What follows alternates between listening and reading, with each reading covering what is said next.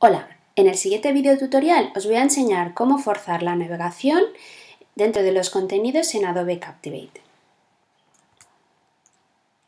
Antes de nada, recordad que forzar a los usuarios a que visiten un contenido no garantiza que lo hayan aprendido, aunque en ocasiones puede ser necesario forzarlo en contextos como los cursos de Compliance Training.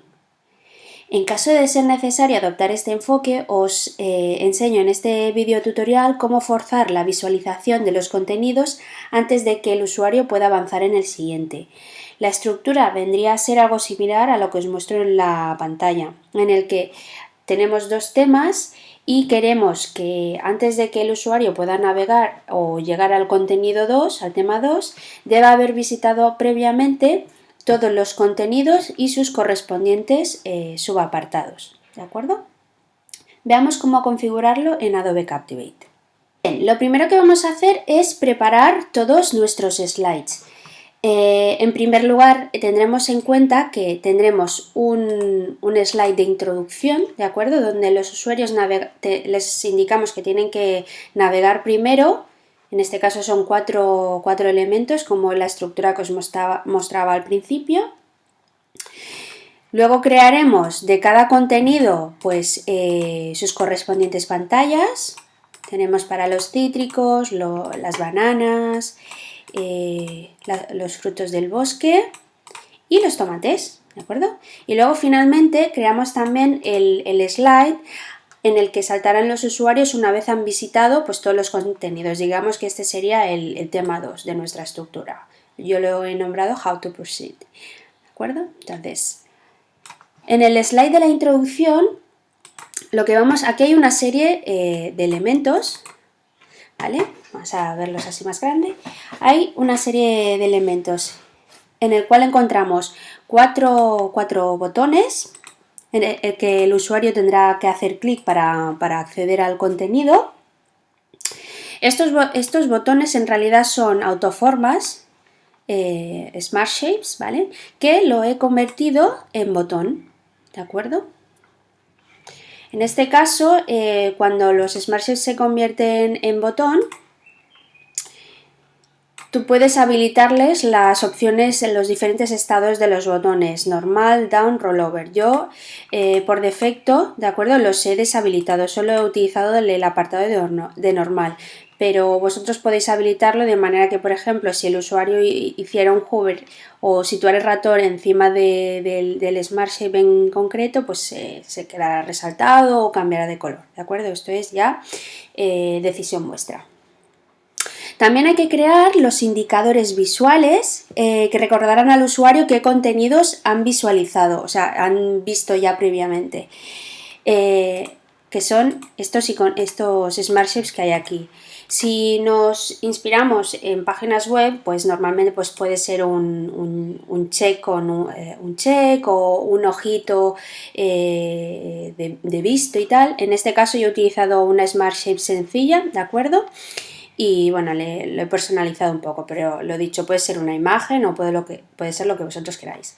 En este caso, es importante que configuréis que esta Smart Shape, en este caso no es un botón, ¿vale? Es una Smart Shape tal cual, pero está oculto en salida, es decir, not visible in output, como dice aquí en Adobe Captivate. Eso significa que cuando el usuario acceda a esta pantalla por defecto, no le va a aparecer. ¿Qué más? Crearemos también la instrucción que indica a los usuarios que tienen que hacer clic en cada uno de estos elementos. En realidad hay dos instrucciones, ¿vale? Tienen la de visita el contenido antes, ¿vale? Esta es la instrucción, aparecerá por defecto. Fijaros que en el apartado de propiedades aparece visible en salida.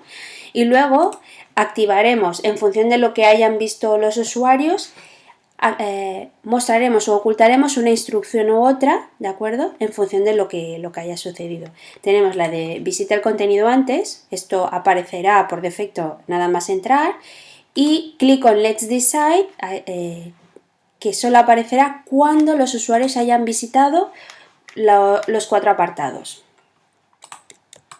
Vamos a colocarlo en su sitio. Por otro lado, el de click on Let's Decide también está oculto, ¿de acuerdo? Otro aspecto importante que no he mencionado es que todos los elementos tienen que estar bien nombrados, es decir, no coloquéis o no dejéis los nombres que se crean por defecto, ¿vale? Smart Shape 31, porque luego a la hora de, sobre todo en este tipo de interacciones, es muy importante utilizar una nomenclatura fácilmente reconocible, porque a la hora de crear varias acciones nos facilitarán el trabajo. Otro elemento que tenemos que crear es el botón de Let's Decide. Este botón se activará única y exclusivamente cuando los usuarios hayan visitado todos los elementos, y este botón hará que los usuarios salten a la página de How to Proceed, que es el tema 2, ¿vale?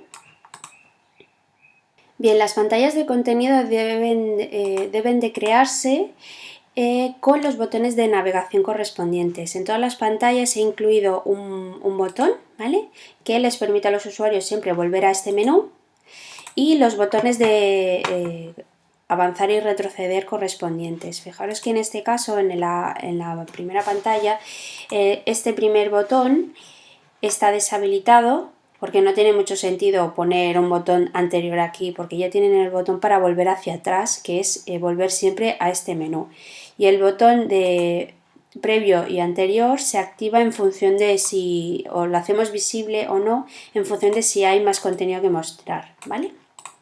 Aquí, por ejemplo, el botón de siguiente está visible y en el siguiente está desactivado, porque si lo tuviéramos activado el usuario podría saltar a bananas, y no queremos que salte a bananas aquí, queremos que lo haga desde el menú que tenemos aquí al inicio. Sin embargo, aquí sí que tenemos activado o visible el botón de previo, ¿de acuerdo? ¿Cómo he creado estos botones? Para crear estos botones es muy sencillo. En vez de utilizar esta vez la opción de Smart Shapes, tenéis la opción de incluir mediante la opción Interacciones, que tenéis aquí una interacción es Button, y este botón,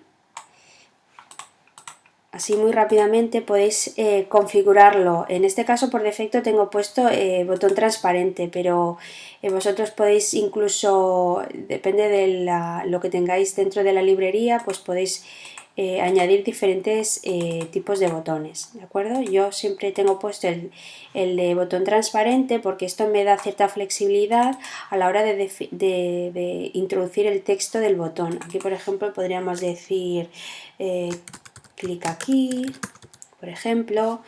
Podéis personalizar los colores, la fuente, etc. ¿De acuerdo? Esto lo vamos a eliminar. Bien, otra cosa que tenemos que hacer es que, como hemos personalizado o estamos personalizando el modo de navegación, Captivate por defecto la navegación es totalmente lineal, vas del slide 1 al slide 10, por ejemplo. Sin embargo, nosotros lo que estamos haciendo es como estamos haciendo una navegación ramificada, y vamos a poner una serie de condiciones.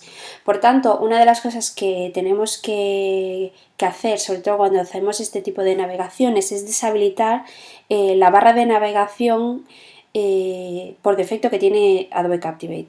¿Esto cómo lo hacemos? Desde File,